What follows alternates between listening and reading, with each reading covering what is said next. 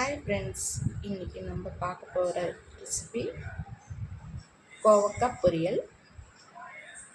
அது எப்படி பண்ணுறதுன்னு நம்ம இப்போ பார்க்க போகிறோம். முதல்ல இந்த கோவக்காவை தண்ணியில் சுத்தமாக கழுவி வச்சுக்கணும். அதுக்கப்புறமா கட் பண்ணி வச்சுக்கணும். இது எப்படி பண்ணுறதுன்னு பார்க்கலாம். இந்த மாதிரி கோவக்காவை கட் பண்ணி வச்சுக்கணும். இப்போ நம்ம எப்படி ஃப்ரை பண்ணுறதுன்றது பார்க்கலாம். முதல்ல ஸ்டவ் பற்ற வச்சுக்கணும்.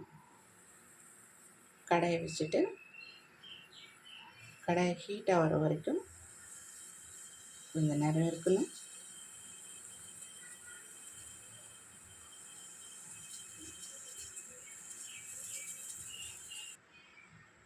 எண்ணெய் ஒரு 3 டீஸ்பூன் அளவுக்கு ஊற்றிருக்கோம். எண்ணெய் காஞ்சதும் ஒரு 1/2 டீஸ்பூன் கடுகு, 1/4 டீஸ்பூன் சீரகம் போடணும்.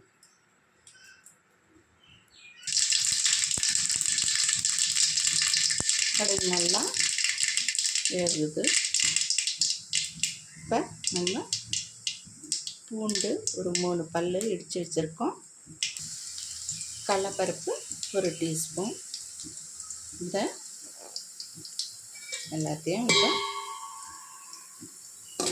இந்த மாதிரி நாலு பக்கம் ஃப்ரை பண்ணிக்கணும்.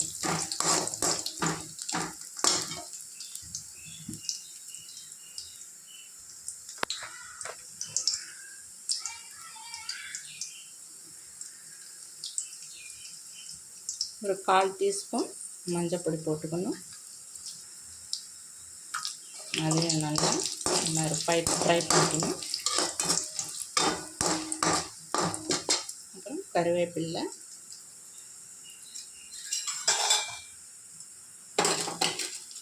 அதையும் போட்டுக்கணும்.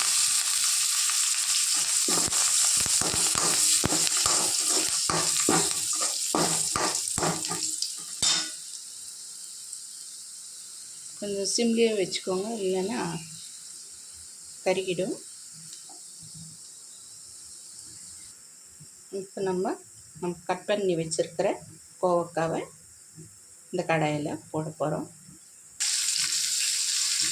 நிறையா 4 பக்கமும் இந்த மாதிரி கலந்துக்கணும்.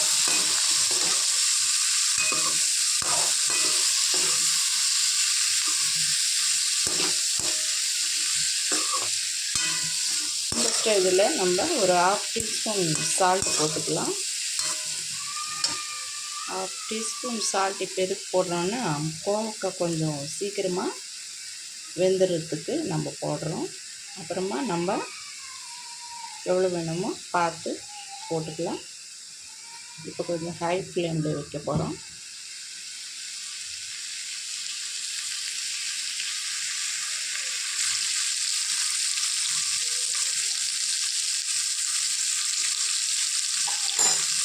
இதையும் நல்லா கலந்து வச்சுக்கணும்.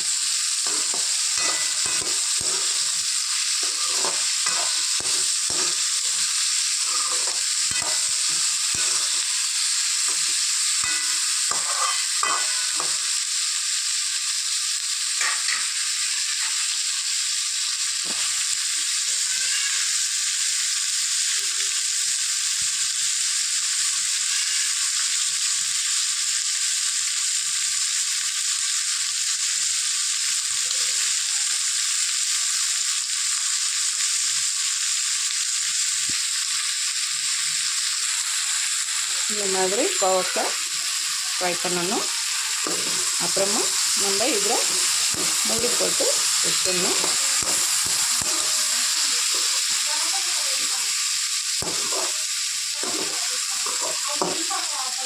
ஒரு 10 நிமிஷம் மூடி போட்டு வச்ச பிறகு நம்ம பார்க்கலாம்.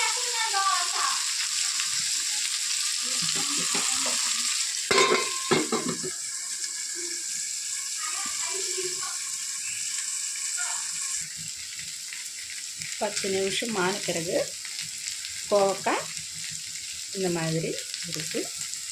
இப்போ நம்ம இன்னும் ஒரு 5-6 நிமிஷம் பிடிக்கும். இதோட நம்ம கொஞ்சம் 2 டீஸ்பூன் மிளகு பொடி சேர்க்கலாம்.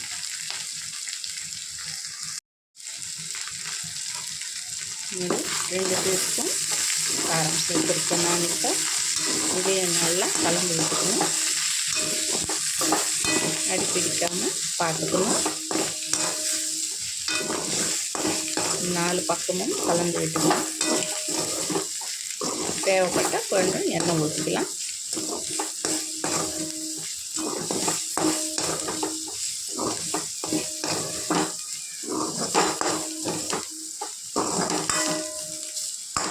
இன்னும் ஒரு 5 நிமிஷம் மூடி போட்டு வைக்கலாம்.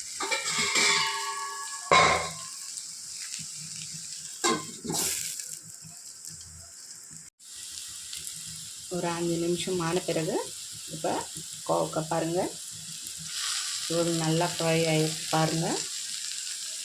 நம்மளுக்கு உப்பு காரம் பத்தலைன்னா நம்மளுக்கு எவ்வளோ வேணுமோ பார்த்து போட்டுக்கலாம்.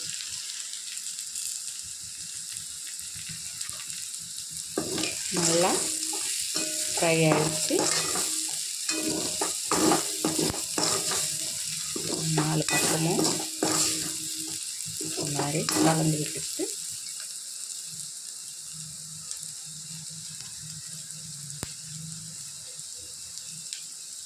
வேர்க்கடலை நம்ம முன்னாடியே வறுத்து வச்சுருக்கோம்.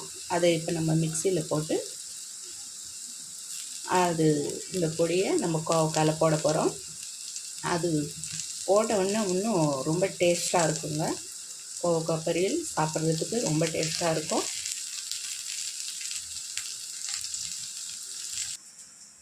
இந்த வேர்க்கடலை முன்னாடியே வறுத்து இந்த தோலெல்லாம் எடுத்து வச்சுட்டு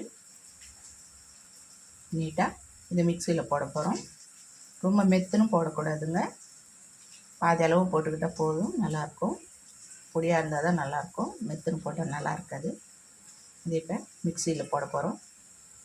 மிக்சியில் போட்ட பிறகு பாருங்கள், இந்த மாதிரி பொடி பொடியாக இருக்கணும்.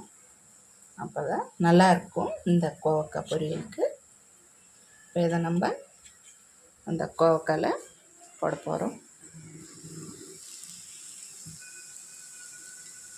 ஒரு 2 டீஸ்பூன் அளவு போட்டால் போதுங்க. ஏன்னா 1/2 கிலோ கோவக்காய்ன்றதுனால அந்த அளவு போட்டால் போதும்.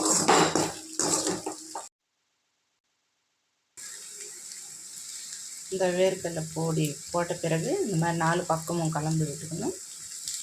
ரெடி ஆகிடுச்சுங்க. இப்போ நம்ம ஸ்டவ் ஆஃப் பண்ணிடலாம். கோவக்காய் பொரியல் ரெடி. இதை நம்ம இப்போ ஒரு பவுலில் எடுத்து வச்சுக்கலாம். பாருங்கள், கோவக்காய் பொரியல் ஒரு சூப்பராக ரெடி ஆயிடுச்சுன்னு. இதை நம்ம சாம்பாரில், பருப்பு கீரையில், காரக்குழம்புல, இப்படியே கூட ரைஸில் கூட நல்லா கலந்து விட்டுக்கிட்டு சாப்பிட்லாம். நல்லாயிருக்கும், ரொம்ப சூப்பராக இருக்கும். பார்த்தாலே சாப்பிட்ணும் போல் இருக்கு இல்லையா? நீங்களும் ஒரு வாட்டி இந்த மாதிரி ட்ரை பண்ணுங்கள். உங்களுக்கு பிடிச்சிருந்தா சப்ஸ்கிரைப் பண்ணுங்கள், லைக் பண்ணுங்கள், கமெண்ட்ஸ் பண்ணுங்கள். Okay friends, bye friends.